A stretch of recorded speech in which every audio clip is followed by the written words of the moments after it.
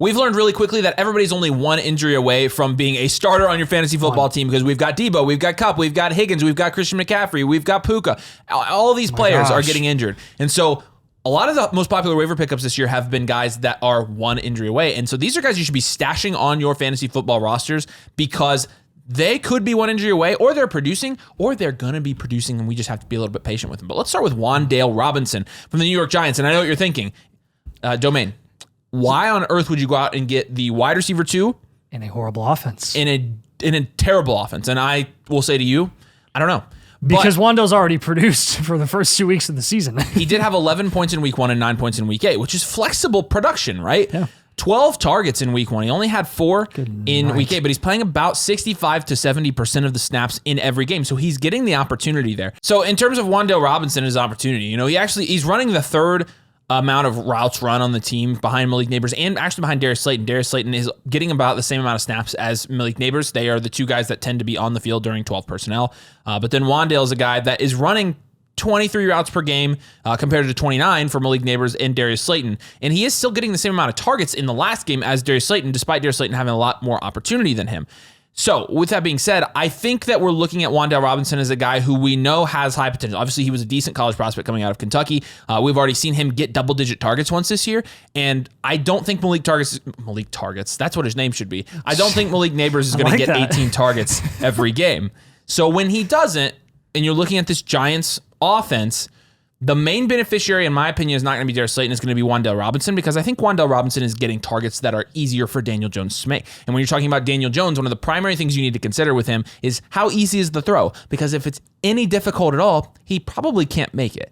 And so, boom, Wandale, I think with the target volume that he's shown, with the fact that if Slayton, and it really doesn't matter to me, if Slayton or Malik Neighbors were to go down, I think Wandale's going to be in this role anyways. I think this is how he's going to be used in this offense. And I think he can be efficient with his touches. He did have a touchdown last week in the receiving game. So he only had 2 receptions, but one of them was a touchdown. So he's shown that he has some touchdown upside as well. You could say, yeah, salvage this day, but this is a guy that's being rostered in 34% of leagues.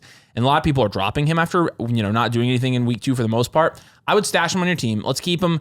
Hope he's the wide receiver 2 for the Giants, and hope he's flexible, because we're losing a lot of flexible guys right now in fantasy football.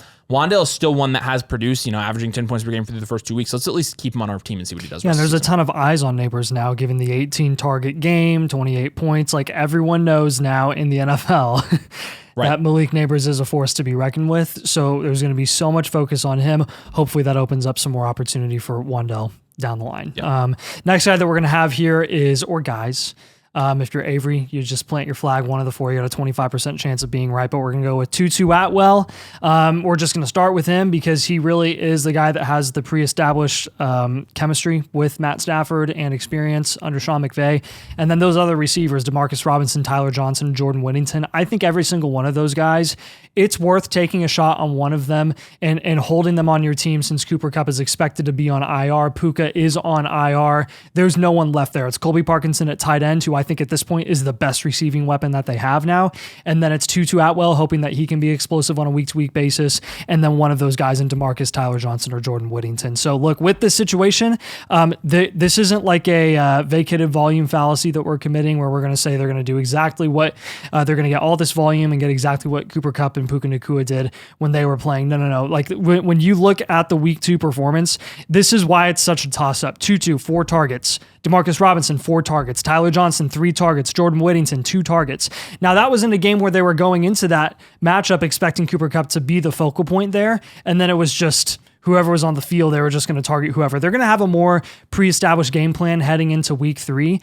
It's just going to be, you don't know who's going to be the top guy. I honestly think it's going to end up being whoever can pull away and get a breakaway touchdown and capitalize on a red zone opportunity or 2. But look, any of these guys has the ability, the opportunity right now to rise to the occasion, and they could eventually end up being a solid flex option if you suffered from a Puka Nacua and Cooper Kupp injury. Well, I mean, you said I was going to plant my flag, and I'm going to. I think it's Demarcus Robinson that's going to be the lead wide receiver. Oh, you told me it was Tutu before the video started. Well, I lied, because you look at the utilization. Okay. He led the team in snaps. He led the team in routes running. He also was second in targets behind Cooper Kupp. Tyler Johnson was right behind him. But Tyler Johnson ran 25 routes in 45 snaps, so he was right behind him. However, again, we go back to the beginning of the season, and it was Kupp and Puka and Demarcus Robinson. So you said it was Tyler Johnson to begin. You said it was Tyler Johnson in week 1. So now you're flipping to Demarcus Robinson. Yeah, no. Okay. And I technically went to 2-2 between there, so I've picked 3 guys now. So there you go. So I'm going to. So you have a 25% chance of picking one of Whittington, Demarcus Robinson, 2-2, or Tyler Johnson. Clearly, I will say neither this. of us know. I will say this: the safe bet to me is Demarcus Robinson because he's getting the most volume and because he was the wide receiver 3 on the depth chart before those guys went down. He was the wide receiver 3. So, all right, let's pivot over here to Gus Edwards. And a lot of people are going to be like, you're stupid. Gus Edwards, like what? You've got the king, the GOAT, the almighty J.K. Dobbins there. Like, why is Gus Edwards even, and believe it or truly not. the GOAT. Dobbins is great. Dobbins has always been a great player. But Gus Edwards does have one really, really big skill. And the skill is that he's playing behind J.K. Dobbins. And what do we know about J.K. Dobbins? I know. It's not a right thing to try to predict injury. You shouldn't do that. It's really bad practice. And almost 100% of the time, I'd agree with you. Unless it's like one of 2 players, one of them is J.K. Dobbins. And Gus, the other thing is, J.K. Dobbins, 46% of snaps in his last game. Gus Edwards, 48%. J.K. Dobbins, 17 carries. Gus Edwards, 18 carries. And yeah, Dobbins has been more efficient, but it's because Dobbins has had breakaway runs. 1 breakaway run. Seriously, in each of these weeks, he had 2 breakaway runs in week 1 and then 1 in week 2. Yeah. And the one was for a touchdown. It kind of salvaged his day. And J.K., and look, that shouldn't count against him. I will give you that. It shouldn't count against him. But I do think there's a possibility, at least, that Gus Edwards does see enough volume to get a touchdown here and there, and so it makes him a decent stash on a team that's running the ball clearly a lot right now. But also, he's playing behind JK. I'm stashing him simply because I think he could be the starter there any minute. And when he is the starter, from last year, he has 14 touchdown upside. You might say, well, that was in the Ravens offense. Yeah, I don't think you're going to get much closer than the Ravens offense by having Greg Roman as your offensive coordinator and Jim Harbaugh as your coach. So we know that Gus Edwards can do it in this system. We know that J.K. Dobbins tends to be injury prone, doesn't usually play a whole season. And we also know that these guys are still technically splitting carries. And so a lot of people are dropping Gus Edwards for, running back 2s that I think are a little bit less safe. I'm not doing that. I'm not dropping him for a Khalil Herbert type. I'm not dropping him for somebody that I don't feel like is going to get volume. He's getting volume. Touchdowns could follow. He's playing behind J.K. Dobbins. I'd stash him on your fantasy team. So the volume seems to be there in the passing game for the New England Patriots, a little more than even I expected. Jacoby Brissett the last 2 games has had 27 passing attempts, 24 passing attempts in week 1 against Cincinnati. So look, this is something where we really didn't know at the end of the day who the lead wide receiver was going to be for the New England Patriots. We anticipated it would be Jaylen Polk. Didn't know if that was going to happen right away or take a little bit of time. Jaylen Polk was the lead wide receiver for New England this week with 3 targets. That was it. 3 targets on 27 passing attempts for Jacoby Brissett. Hunter Henry brought in 12 of those targets, and the running backs took another 6 targets. So then you didn't have that many left for the wide receivers in that offense. Demario Douglas did not get a target. Tyquan Thornton did not get a target. Javon Baker did not get a target. KJ Osborne got 2, Jaylen Polk got 3, and Jaylen Polk got an additional carry and hauled in a touchdown as well. So for me, this is something where I think Jaylen Polk is by far the most talented wide receiver in that offense. They drafted him like he was, right? Early second round, around the same range as Keon Coleman and Ladd McConkey. And this is a situation where I'm going to continue to bet on the developing young wide receiver in an offense that is continuing to, iron things out as well. Jacoby Brissett does not mean that offense is dead in the water from a fantasy perspective. In fact, I think it's actually okay. I mean, you've seen Jacoby Brissett help support multiple productive fantasy assets in an offense that's, built around him. See the Cleveland Browns a couple years ago.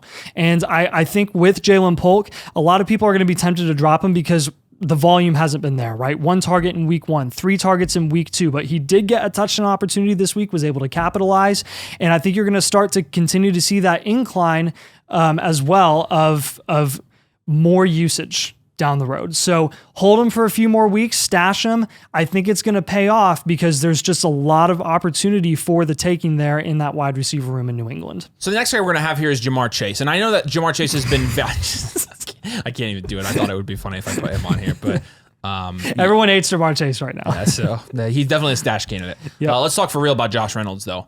And you had Devon Vele, who was a top waiver pickup in week 1, go out with an injury. So he was inactive in week 2. And so that kind of left the wide receiver targets in Denver to be whoever's going to get him. And it was Cortland Sutton who got 4 targets. It was Lil Jordan Humphrey who got 4 targets. I love that name. Freaking love Lil Jordan. And then actually it was Greg Dulcich who had the most targets in that. And then Javonte was second and Josh Reynolds was second. Josh Reynolds did have 93 yards. So he had 11 points in week 2.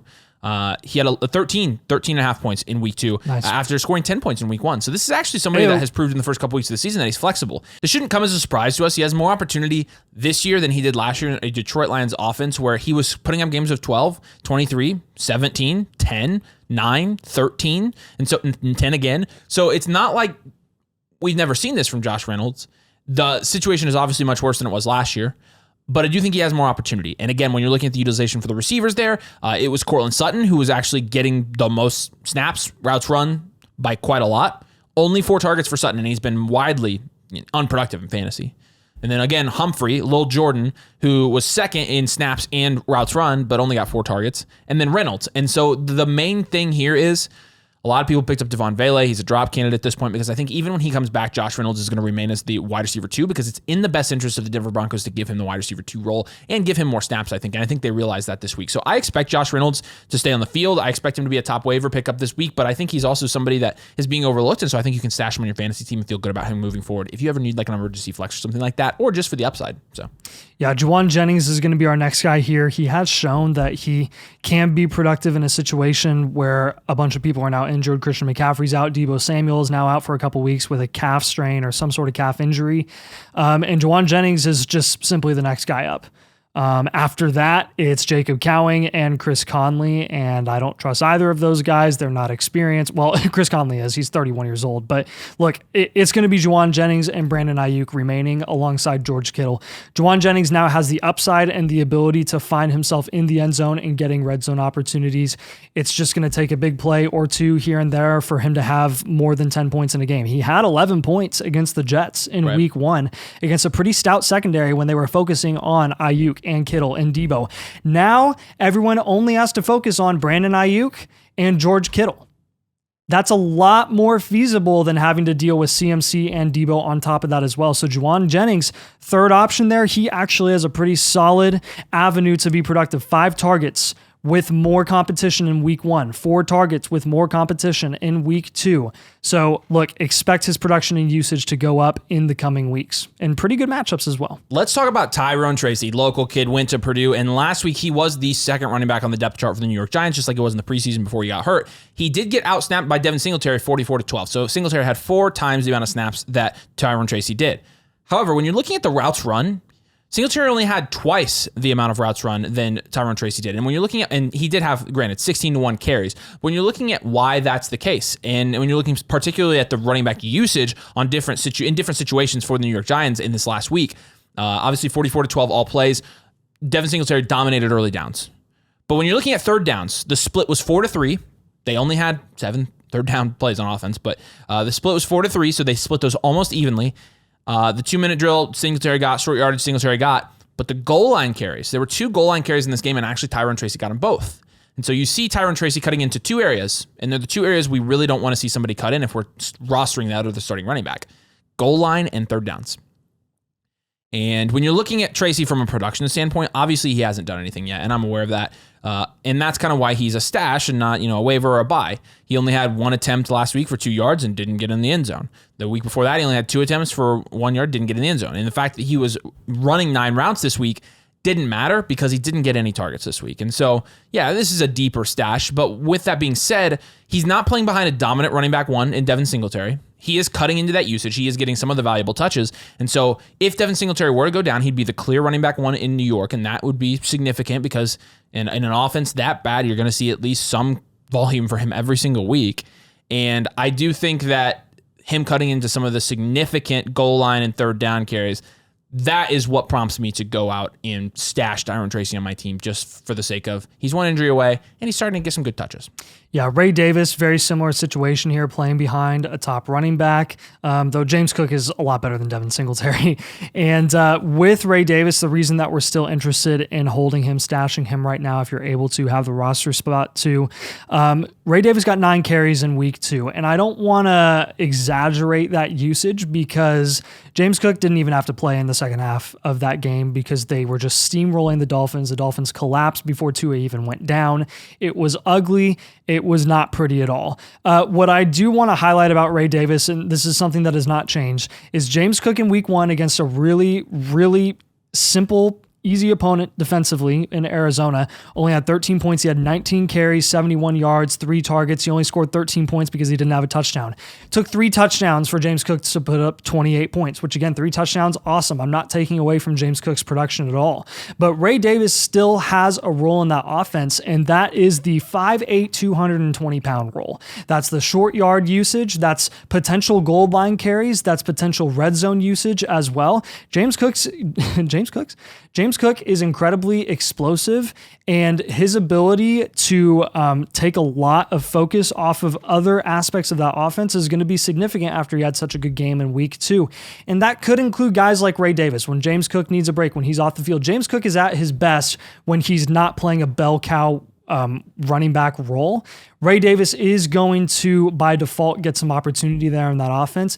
It's just a matter of how much and where. And we're going to continue to find that out over the next couple of weeks. I think it's enough. I think there's enough intrigue to be holding him and stashing him on your roster for a little bit just to see where that usage is. The last guy on this list is going to be Zay Jones, who's currently suspended 5 games for who knows what the frick, violating the NFL's personal conduct policy. So he's not playing right now. And in the meantime, because this was a guy that the Cardinals went out and got, right? And the reason I think they went and got him is I think in the short term, they wanted to start him over Michael Wilson. Michael Wilson, obviously he's playing alongside Marvin Harrison Jr. Marvin Harrison Jr. obviously playing the X role, but playing in between, Greg Dortch and Marvin Harrison Jr. has been Michael Wilson. And I think that Zay Jones is going to slide back into that slot when he does get back. Zay Jones is a guy that hasn't been all that unproductive the last couple of years. When he played last year in Jacksonville, he had games of 14 targets, 8 targets, 8 targets, 9 targets, 7 targets, and only played like 8 games. And so you've seen him be targeted quite a bit when he's on the field. And you've seen that he can turn those targets in production. He had games of 16 points last year, 11 points last year, 12 points, 10 points, 10 points. And so, kind of similar to somebody like Josh Reynolds, he's coming from a different team. You saw him be productive in that offense. And I think when he comes back, I think you'll see the Cardinals use him. And I think it's worth taking advantage of somebody who could be the Cardinals wide receiver 3 because the Cardinals as an offense and Kyler as a quarterback have looked a lot better than everybody expected. And so I think that Zay Jones, if he does take that role back from Michael Wilson when he comes back, there's a chance that he could end up being something there. And I think there's a good chance he does take that role. So we'll see, but he's just kind of a deep sleeper stash for you right now. But there you go. There's some guys you should stash on your fantasy football team. Do us a huge favor. If you enjoy the content, make sure you drop a like on this video and make sure you're also subscribed if you play fantasy football. Those 2 things, if you do it, really supports the channel, really helps us out, so we appreciate it a ton. Head over to flockfantasy.com/domain to get all of our rankings, get a team blueprint for your fantasy team and more. We appreciate you guys. We'll see you later.